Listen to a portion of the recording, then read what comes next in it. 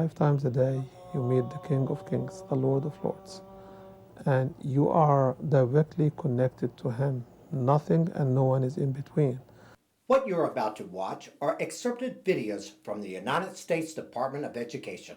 These videos are part of the department's Islamic public school teaching program called Access Islam. The emphasis of these videos is to instruct students on how to follow the 5 pillars of Islam. This is the actual worksheet given to students grades 5 through 12 by the U.S. Department of Education. The 5 pillars of Islam include the proclamation of faith, Muslim prayer, fasting, charity, and pilgrimage to Mecca. The videos are used in the public schools alongside student worksheets. These worksheets expect students to answer such questions as what do Muslim prayers sound like? What do the movements look like? And what are some of the things Muslims say during prayer? Students are told to focus on learning about the core duties of Muslims, as well as have the students read about what it means to proclaim the faith or belief as a Muslim. Students are expected not only to learn passages from the Quran, but to explain the meaning of those verses found in the Quran. It is important to note that the U.S. Department of Education offers no similar program for Jews, Christians, Hindus, or any other of the world's major religions, just Islam. Pay particular attention to the language used in these U.S. Department of Education videos. They go beyond the pale of simply educating students on Islam.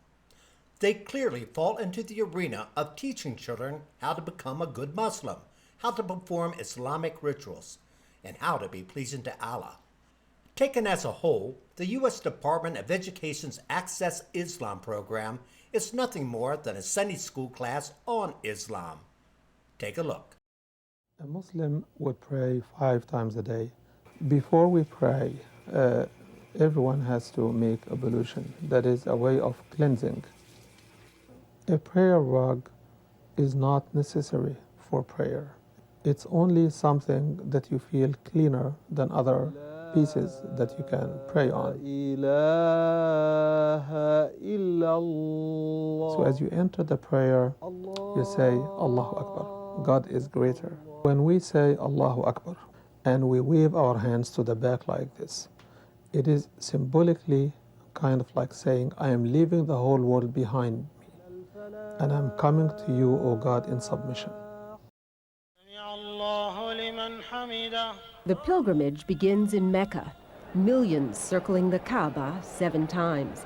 You wouldn't do this for no other man. You only do this for Allah. And so you go through this process because you know that you're doing it for Allah, and Allah will reward you for it. According to the Quran, Satan taunted Abraham, telling him to ignore God's commandment to sacrifice his son. Abraham drove Satan away with stones.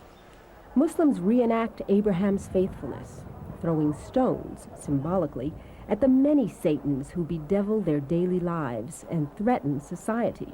Did you yourself throw pebbles at the devil? I did. I collected some pebbles at Muzdalifah, and I threw them at the devil.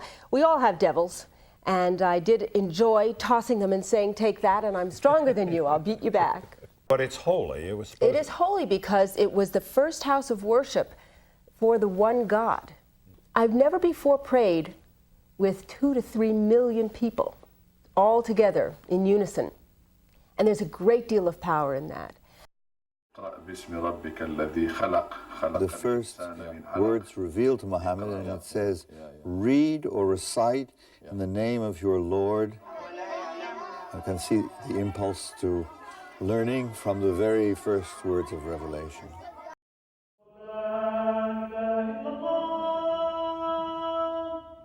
The fasting time starts from the dawn to dusk, time of the sunset.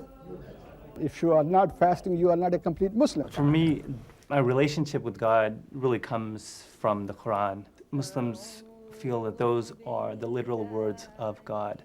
Whenever I want to be close to God, it's a matter of pulling on that, going to the book, reciting it or hearing it recited.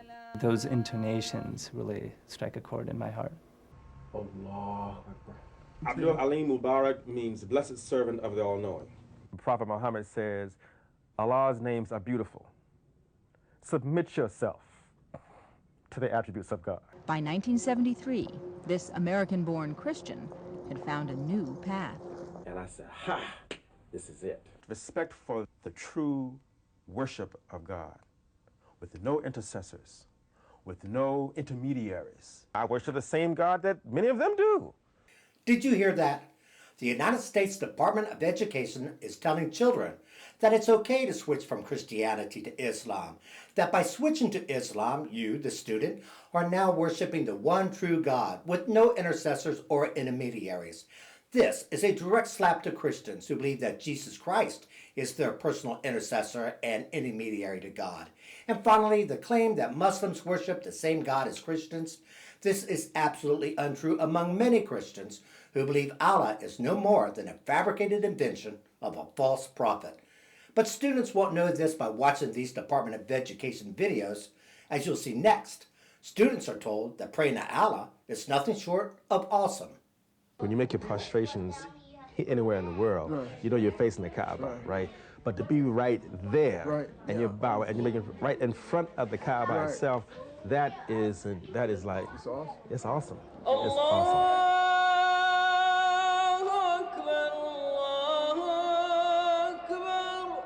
The common goal, the worship of God. The